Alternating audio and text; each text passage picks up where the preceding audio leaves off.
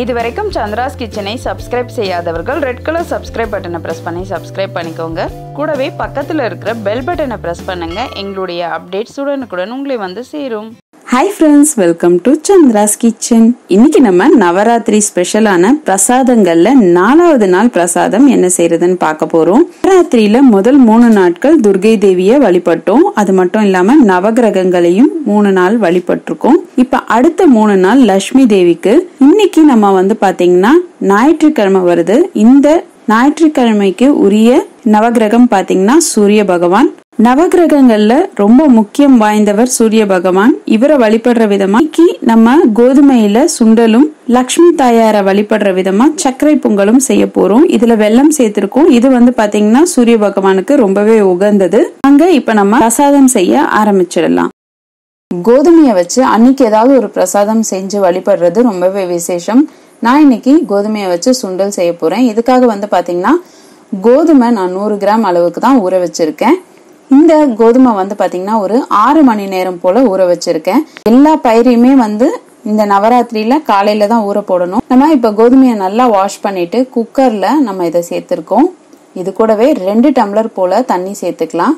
இந்த சுண்டலுக்கு தேவையான அளவு உப்பு சேர்த்துட்டு நம்ம குக்கரை மூடி ஒரு 4ல இருந்து 5 விசில் வச்சிடலாம். அப்பதான் இது சாஃப்டா வேகும்.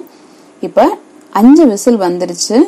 நம்ம கோதுமை பாத்தீங்கன்னா கொஞ்சம் நல்லாவே வெந்திருக்கு. இப்ப நம்ம தாளிச்சுக்கலாம். ஒரு கடாயில 1 ஸ்பூன் போல எண்ணெய் சேர்த்துக்கலாம். கடுகுளுந்து சேர்த்துடலாம். இது கொஞ்சம் பொரிஞ்சதும் ஒரு காஞ்ச மிளகாவை கிள்ளி சேர்த்துடலாம். ஒரு கொத்து போல கருவேப்பிலை சேர்த்து நல்லா வதக்கிடுங்க. இப்ப நம்ம வேக வச்சு எடுத்து வச்சிருக்க கோதுமையை இதோட சேர்த்துடலாம். சேர்த்துட்டு நல்லா கலந்துருங்க.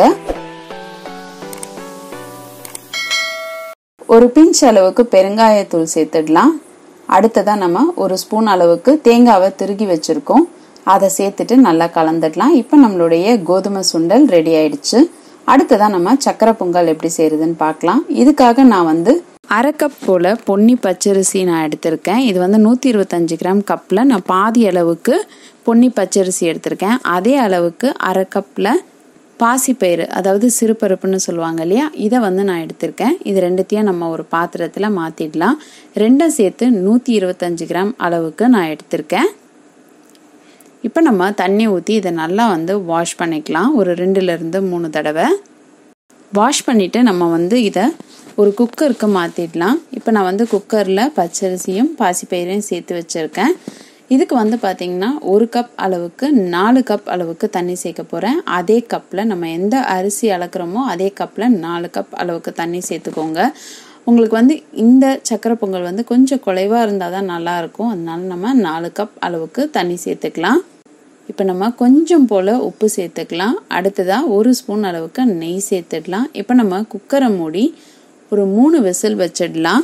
3 விசில் வந்துடுச்சு. ப்ரெஷர் நல்லா அடங்கிடுச்சு. இப்போ பார்த்தீங்கன்னா நல்லா குழைவா வந்திருக்கு. இப்போ இதை நல்லா கலந்துடலாம். அடுத்ததாக நான் 300 கிராம் அளவுக்கு பாகு வெல்லம் எடுத்து வச்சுருக்கேன். இந்த பாகு வெல்லம் போட்டு செய்யும் போது உங்களுக்கு நல்லா டேஸ்டாகவும் இருக்கும், கலரும் நல்லா இருக்கும் உங்கள் சக்கரை பொங்கலுக்கு. இதை சேர்த்துட்டு நம்ம நல்லா கலந்துக்கலாம். நம்ம இதை தண்ணி ஊற்றி கொதிக்க வைக்கணும்னு அவசியம் இல்லை. ஏன்னா இந்த பாகில் அவ்வளவா உங்களுக்கு கல்லெல்லாம் இருக்காது. அதனால இதை நல்லா கலந்துடலாம். அடுத்ததா பச்சை கற்பூரம் நம்ம சேர்க்க போறோம். இந்த பச்சை கற்பூரம் ரொம்ப நாளா நிறைய பேர் கேட்டிருக்கீங்க, கற்பூரமும் பச்சை கற்பூரமும் ஒன்னான்ட்டு. நான் ஏற்கனவே சக்கரை பொங்கல் வீடியோ ஒன்று போட்டிருந்தேன். அதில் பாத்தீங்கன்னா நான் பச்சை கற்பூரம் சேர்த்ததுக்கு கற்பூரம் சேர்த்துருக்கேன்னு நினச்சிக்கிட்டீங்க. நான் அதனால இப்போ அந்த பாக்ஸே காமிக்கிறேன். இதான் பச்சை கற்பூரம். இது சூப்பர் மார்க்கெட் எல்லாத்துலேயுமே கிடைக்கும். நார்மல் மளிகை கடையிலையும் இது கிடைக்கும். இது பாத்தீங்கன்னா பச்சை கற்பூரம் ஃபார் ஸ்வீட்னே போட்டிருப்பாங்க. 2 கிராம் அளவுக்கு 19 ரூபா இதோட ரேட் இருக்கும். இந்த மாதிரி வேற பிராண்ட் கூட இருக்கும். நீங்க அதனால பச்சை கற்பூரம் பாத்தீங்கன்னா இந்த மாதிரி சின்னதா கல்கண்டு மாதிரி இருக்கும், டைமண்ட் கல்கண்டு மாதிரி. இந்த அளவுக்கு மட்டும் எடுத்துக்கோங்க. நிறைய சேர்த்தீங்கன்னா உங்களுக்கு ஒரு மாதிரி கசப்பு தன்மை இருக்கும். அதனால அதிகமாக சேர்க்காதீங்க. ஒரு பிஞ்ச் சேருங்க போதும். 3 ஏலக்காய் கூட இந்த பச்சை கற்பூரத்தை சேர்த்து நல்லா பொடி பண்ணியிருக்கேன். அதை நம்ம இப்ப பொங்கல்ல சேர்த்துடலாம். நல்லா கலந்துருங்க. பாருங்க, வெல்லம் எல்லாமே நல்லா கரைஞ்சிருச்சு. இப்போ நம்ம அடுத்ததா ஒரு கடாயில 4ல இருந்து 5 ஸ்பூன் அளவுக்கு நெய் சேர்த்துக்கலாம். ஒரு 10ல இருந்து 15 முந்திரி பருப்பு சேர்த்துடுங்க. சேர்த்துட்டு கொஞ்சம் செவக்கும் பொழுது நம்ம கொஞ்சம் போல திராட்சை சேர்த்துடலாம். இப்போ திராட்சை நல்லா வந்து பொரிஞ்சு வர ஆரம்பிச்சிடுச்சு. முந்திரி பருப்பும் வந்து செவந்துருச்சு. நம்ம இப்போ சக்கரை பொங்கலில் இதை சேர்த்துடலாம். இப்போ நம்மளுடைய சுவையான சர்க்கரை பொங்கல் ரெடி ஆயிடுச்சு. இதை நம்ம கலந்துட்டு கொஞ்சம் நேரம் அப்படியே மூடி வச்சிட்டிங்கன்னா இது கொஞ்சம் வந்து திக்காயிடும். உங்களுக்கு வந்து எடுக்கும் போது வந்து பார்த்தீங்கன்னா கரெக்டான பதம் இருக்கும். நவராத்திரியோடைய 4வது நாள் நம்ம சர்க்கரை பொங்கலும் கோதுமை சுண்டலும் செஞ்சுருக்கோம். இந்த ரெசிபியை நீங்களும் உங்கள் வீட்டில் ட்ரை பண்ணி பாருங்கள். ட்ரை பண்ணி பார்த்துட்டு உங்களுடைய ஃபீட்பேக்கையும் கமெண்ட்டையும் எங்களுக்கு சொல்லுங்கள். இதே மாதிரி இன்னும் நிறைய ரெசிபிஸ் உங்களுக்காக வந்துகிட்டே இருக்குது. இதுக்காக நீங்கள் செய்ய வேண்டியதெல்லாம் சந்திராஸ் கிச்சனுக்கு இது வரைக்கும் சப்ஸ்கிரைப் பண்ணலன்னா சப்ஸ்கிரைப் பண்ணிடுங்க.